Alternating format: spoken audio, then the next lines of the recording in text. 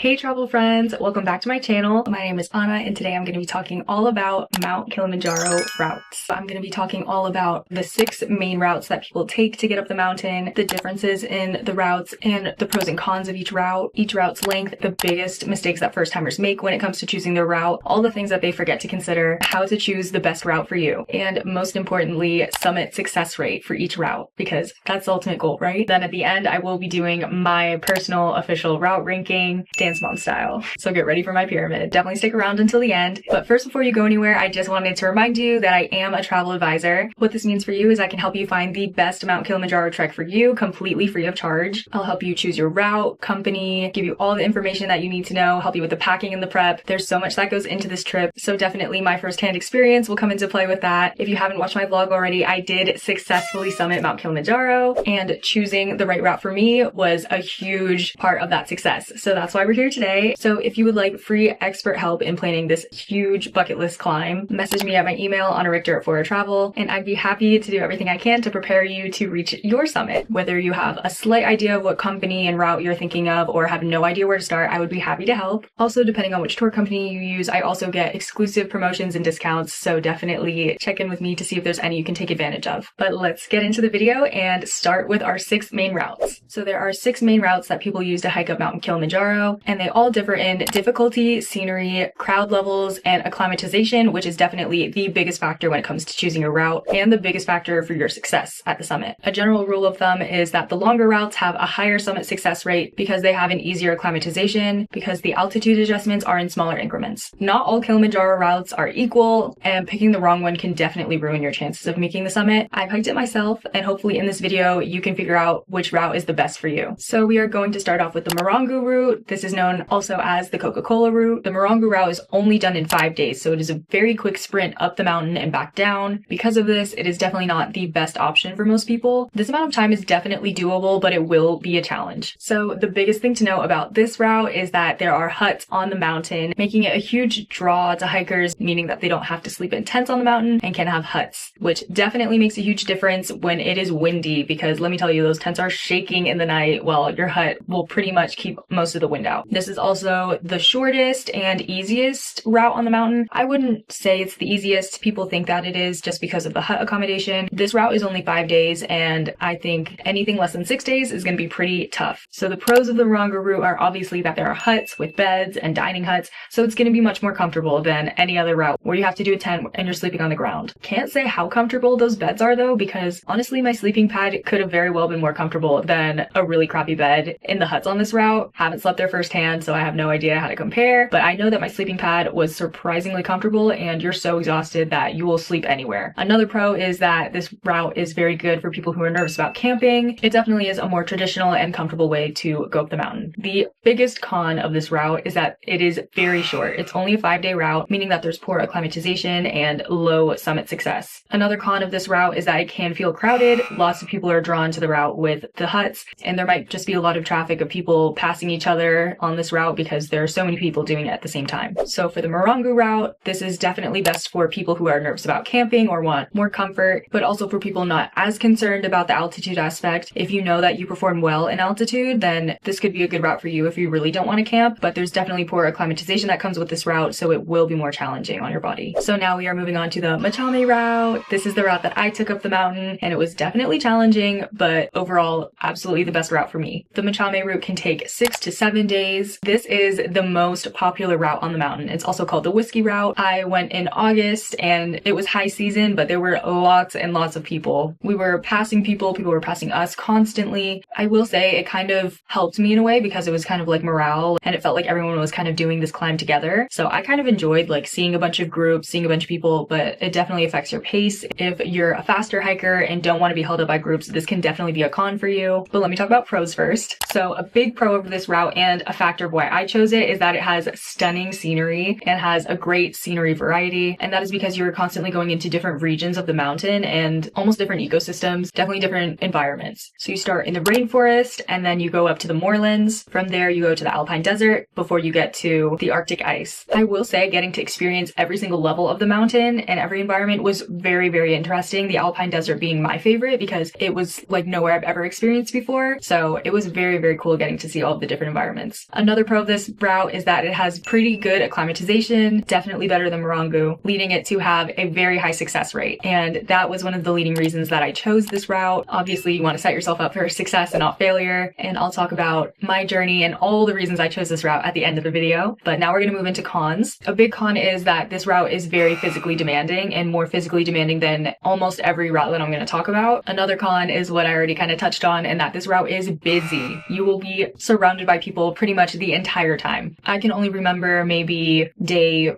4 or day 5 where we were hiking on our own and we weren't like flooded with groups, but this route definitely bottlenecks a lot, especially on the Bronco Wall. Luckily, our guide was prepared for that and he scheduled us so we wouldn't have to deal with a ton of foot traffic. So that was really great on him. But there were definitely times where I kind of felt like I was in a line for Disney World rather than hiking a remote mountain in Africa. So it is one of the most popular routes for a reason. This route is best for hikers who want a balance of challenge, but also there's a decent chance of success. This is definitely not going to be one of the toughest paths up the mountain, but it's definitely going to feel like a challenge. But once you get to the end, it's going to really feel like a win. So next, I'm going to talk about the Lemosho route. The Lemosho route is 7 to 8 days. That's definitely a good amount of time. 7 days might feel a little bit more challenging, but 8 days is definitely a lot of time on the mountain. This route starts out pretty remote. You will feel almost like you're hiking on your own. It's not going to be busy like the machame route. Eventually, this route does meet up with the machame route after I think the first 2-3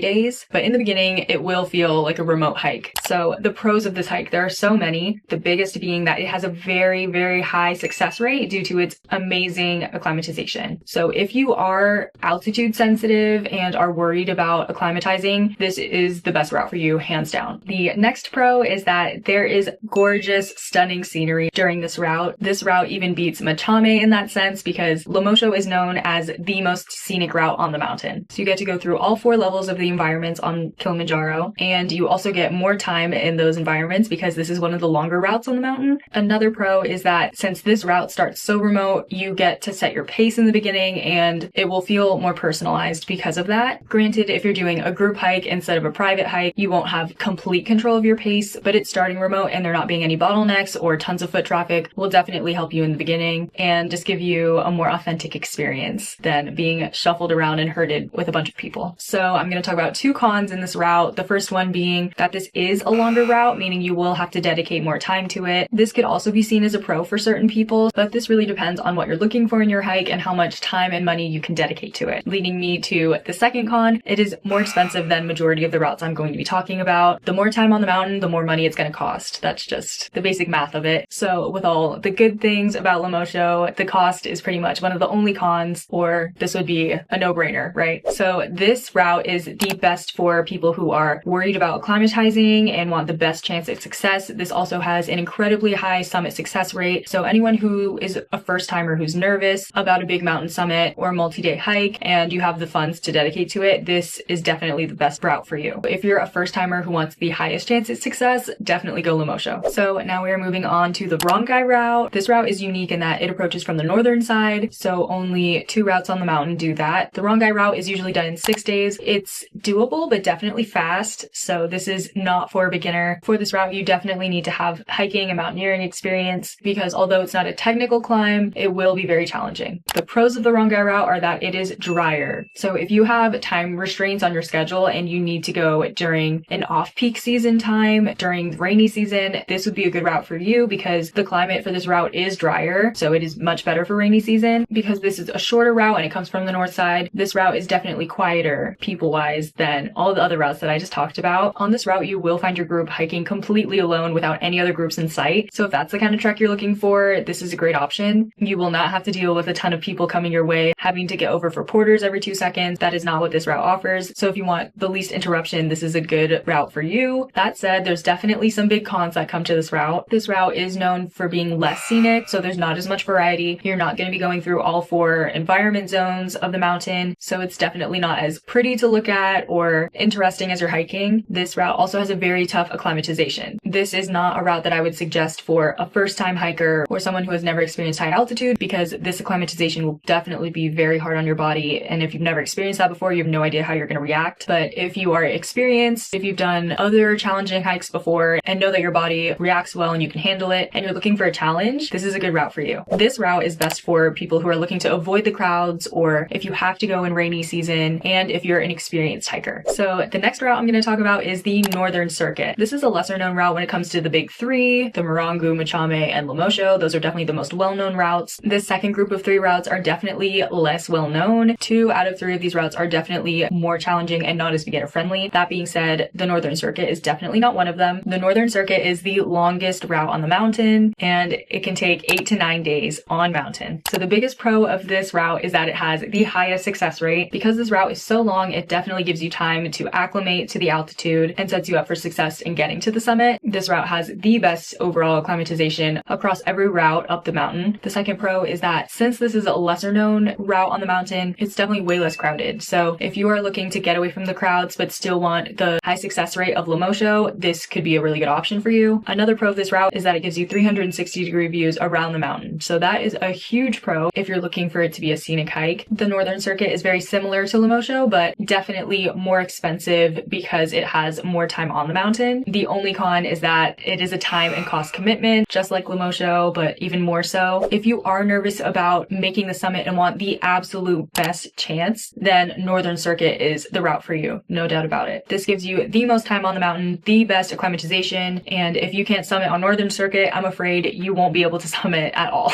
Of course, no route gives you a guarantee. You can never predict how your kili climb is going to go, but the Northern Circuit will definitely give you the best chance at success, while also giving you the opportunity to get away from all of those busy crowds. So the last route that I'm going to talk about is the umbwe route. I want to make it very clear that this is not for beginners. This is for people who have lots of mountaineering experience. This route is short, steep, and the most direct path from the base up to the summit. The umbwe route is done in 5 days. That is very, very fast up the mountain. The one and only pro of this route is that it is fast and it is quiet. Because this is so challenging, you will not be running into anyone else. If you're trying to beat a record or just like test yourself, see how fast you can do it, this is the route that you would do that on. People on this route almost climb kili as a sprint instead of a marathon. If hiking a mountain is just another day to you and you almost feel like this is going to be easy breezy, then this would be the route that you would want to challenge yourself on. The biggest con being that there is very poor acclimatization. It is very steep and almost gives you no time to acclimate to the altitude. I've already said many times, this is a very, very challenging route. And because of that, there is a very low success rate. Absolutely not for a beginner. Do not recommend. Only if you have tons and tons of experience and are very confident on a mountain, you can try this one out and see if you make it. So now that I've talked about all 6 routes, how do you choose? I'm going to break it down for you. If your one and only goal is summit success and you have all the resources to make sure that happens, lemosho or Northern Circuit are the best routes for you. If you want a balance of comfort, affordability, and summit success, this is a very popular route for a reason. The machame route is for you. If you want comfort over everything, don't want to have to deal with any aspect of camping, the marangu route is for you. If you have mountaineering experience and want to get away from the crowds and all of the beginners, the rongai and umbwe routes are for you. If you're looking for the most scenic paths up the mountain and pass through all 4 of the environment levels, machame, lemosho, and Northern Circuit are the best for you. And if you're a beginner hiker and you want affordability above all else, marangu and machame are the best routes for you. So that was a super brief bottom line explanation on which route could be best for you, depending on what you want to prioritize. But obviously so many factors go into choosing which route is best for you. And because there's so many factors, definitely reach out to me, Anna Richter at 4 Travel, if you want to chat about your circumstances and kind of what you want to prioritize if you're not sure which route you should choose by the end of this video, because obviously there are so many more considerations than the ones I just listed. So now we are at the very important part of this video, and that is all the mistakes that first-timers make when choosing their Mount Kilimanjaro route. The biggest mistake that first-timers make is choosing a shorter route just to save time and money, when this can greatly affect your summit success. I think when a lot of people book, they just see a price tag and that other people have successfully summited and they're like, that's good enough for me, let's book it. But in reality, just because some other person summited does not guarantee that you will summit whatsoever. Predicting summit success in general is pretty tricky because obviously everyone's body is very different and altitude affects everyone completely differently. You can't base your probable success off of somebody else's. Just because they could complete it on that route does not mean you will be able to. And even if it's not altitude based, choice. Anything can happen on the mountain. Obviously, based on conditions, you might injure yourself if it's raining. There are just so many factors to think about, but that's a really big one in that people let the price of the hike drive their route choice. And yes, it's definitely a huge consideration. I greatly considered it when choosing my own route, but don't let that be the one driving factor in your route choice. So that leads me to the second mistake that first timers make, in that they greatly underestimate altitude. Acclimatization, I've said it enough times in this video, I know, but it is so important when it comes to this hike. And if you don't have hiking experience, that's probably not even close to the top thing on your mind. I know I didn't have a ton of hiking experience, definitely not at altitude before this, so it wasn't on my mind at all, I'm gonna be honest. But after doing lots and lots of research that I'm saving you from doing, you're welcome, it is a massive consideration when it comes to this hike. So do not underestimate the altitude. It can take the strongest and fittest people out. Being able to summit is not based on physical ability whatsoever. It is greatly on how your body adjusts to the altitude. Another really big mistake that first timers make is thinking that because this isn't a technical hike that it will be easy. I was definitely a victim of this. Absolutely made this mistake. Just because there's no gear involved, that means it's not technical. It's a pretty straightforward hike. All you need is hiking poles if you want to, but other than that, there's no rappelling, there's no ice climbing or anything like that that requires a harness or gear. And because of this, I definitely made the assumption that, oh, it's not technical, meaning that it's easy, when that is absolutely not the case. So don't do what I did. Summit night is definitely hard. Do not be fooled. You do need to train for this. It's one of the 7 summits for a reason. If you are wanting to hike Kilimanjaro, which is probably why you're here, and if you want free help planning your Mount Kilimanjaro hike, I have a Kilimanjaro planning form linked in the description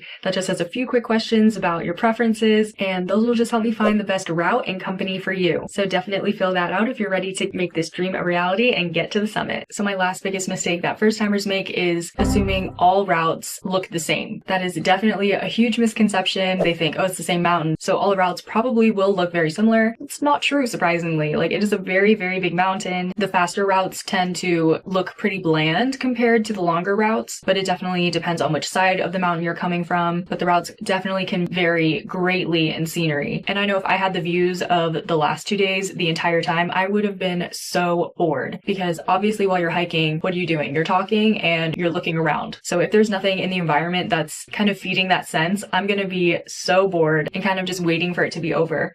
That's how I'd be personally. I don't know if other people kind of just put their head down and want to get through the hike, but I gotta have something to look at personally. So now I'm gonna talk a little bit about my personal journey and what I factored in to picking my route. I knew that I wanted something affordable because I didn't want to spend $1 million on this hike. I knew I was prioritizing scenery, so that definitely limited my options down, but I was okay with that. And then third, I definitely wanted a route with a high summit success rate and good acclimatization, because before this, I didn't have any high altitude hiking experience. I had only been at a high altitude one time in Quito, Ecuador, and I knew that I acclimatized well and I didn't feel any symptoms of altitude sickness, but I had never been on a multi-day hike before. There were definitely a lot of unknowns for me, so I knew that I wanted a route that would give me a good chance at summiting, and this led me to the machame route. This was definitely a winner for me. I did successfully summit, so obviously I picked the right route for myself. My brother also came on this hike with me and he summited as well. My entire group summited, actually. There were 12 of us and we all successfully summited. Our CEO did say that that was rare. I guess he doesn't see that happen often. Usually there's at least one person who doesn't make it, so he was very proud of us. But my CEO has done this a countless amount of times, and with all of his experience, him saying that this was rare means there was always a small percentage of something messing up your summit, no matter which route you choose, unfortunately. But I greatly enjoyed my route. I love seeing all the different environments. That was a huge pick-me-up during the hike for me, because it definitely kept me motivated to like see what was going to come next, and having the environment change from day to day was super, super cool. It also gave me enough variety in the hike that it kept me motivated to keep going. That definitely pushed me through the hike. My hike was definitely affordable. It was around $3,000, while it can go from $2,000 to $10,000 depending on which route and which company you go with. The price can definitely vary, and I already talked about how this route has a high summit success rate, and on summit night, seeing everyone, all of the groups going up to the summit from the camp we were at was a surreal experience. I couldn't believe how many people were doing this the exact same night as me. We're all in it together, and it was just crazy that all of us happened to be summiting together that night, and that there were not only this many people climbing the mountain, but that many people just in my camp alone that were trying to summit that night. It was just kind of a mind-blowing experience, because you hear people climbing Mount Kilimanjaro and you think it's so rare, but when you get there and you see how many people are doing this as well, it's very surprising to see like 1,000 people on the mountain with you, and that we all made the choice to come at the same time. I don't know. That was just kind of what shocked me. If there was anything I would do differently is that I would have booked the machame 7-day instead of the machame 6-day, because 6 days was definitely a huge challenge. I did not get sleep before summit night. The rest of the hike was definitely doable, but summit night was very, very, very hard and much more challenging than I was expecting, to be quite honest, on the lack of sleep. So if I had an extra day, I think summit would have been much more enjoyable, because honestly, it was like plain torture.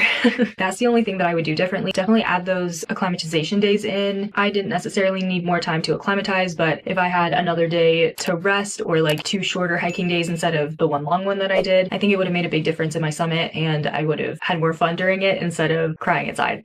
So now I'm going to rank all of the routes. This is obviously completely biased. This is my personal ranking based off of my opinions and what I think the route has to offer. This is based on beginners, so the harder routes will be toward the bottom, but this is my official Mount Kilimanjaro route ranking. So I'm going to do this ranking in Dance Moms fashion. On the top of the pyramid, we have Lemosho with the top spot. I gave the top spot to Lemosho because it has unbeatable scenery, the best amount of time on the mountain in my opinion, because I think over 8 days is probably too long. 7 I think is the sweet spot. Lemosho is definitely a little more pricey, but if you do have the money for it, it will deliver. For the second spot on the pyramid, I have Machame. This is obviously the route that I took, so of course it has to be high ranking on my pyramid. Machame did no wrong. She was a challenge. She was very entertaining with all of the scenery. I personally liked that there were more people around me, and I know that crowds can definitely be aversive for some people, so if you don't want it to be crowded, this is not the route for you, but I enjoyed my time on Machame immensely and would definitely pick it again. For the third spot on the pyramid, we have the northern route. The northern circuit is definitely more time and more money, but it will give you the best chance at summiting. It has unbeatable scenery, 0 crowds. All of that definitely comes at a pretty big cost, which is why I put it third on the pyramid. The fourth spot on the pyramid will go to Marangu route. I chose to put Marangu here because even though it gives you all of the comfort with the huts, and I think it also has those long drop bathroom situations, which is basically a porta potty but a hole in the ground, which I definitely used in the very beginning of Machame. They had them and they were so vile. I liked my portable toilet way more. Even though this route gives you a bed, it is so quick. It has very bad climatization, a lower success rate than other routes, so that's why she is at the bottom of the pyramid. For the fifth spot in the pyramid, the rongai route. While this can definitely come in clutch if you have to go in the rainy season, it is not a good route for beginners. If you have mountaineering experience and need to go in the rainy season, want to get away from the crowds, this could be a good option for you. I don't think it's a good option for majority of the people who are going to be hiking Mount Kilimanjaro. And sixth on the pyramid, we have umbwe. This is sixth for, I think, pretty obvious reasons. If you listen to my explanation before, it is the most challenging route on the mountain. Unless you're one of those people who enjoy running marathons or something like that, this is for you. No marathon shame, because I could literally never do that. I don't know how that's humanly possible. But if you enjoy torturous things like that, this could be for you. But yeah, bottom line, I do not recommend this for any beginners, but I respect all the people that attempt this route. Okay guys, we have made it to the end of the video. I hope that this gave you some clarity on which route is best for you. And if you're considering this hike, I have tons of other Kilimanjaro content up, so definitely subscribe for more Kilimanjaro content, and I have a link in the description for my Kilimanjaro playlist with all of the videos that I've made. The biggest videos being a vlog of my entire journey on the Machame route from base to summit, and a packing video with all the things you need to know about packing and everything you need to bring with you on the mountain, and tons of other videos to make sure that you have all of the information you need before doing this huge bucket list climb. But as always, if you have any questions or you want to chat more, feel free to message me on my Instagram at Anna Richter, and I would be happy to chat more and help you figure out which route is best for you. And if you have any other video suggestions that you want me to make, definitely put those in the comments, because I'm always looking for more ideas and just want to make content that will be the most helpful for you guys. But I think that is all for this video, and I will see you in the next one.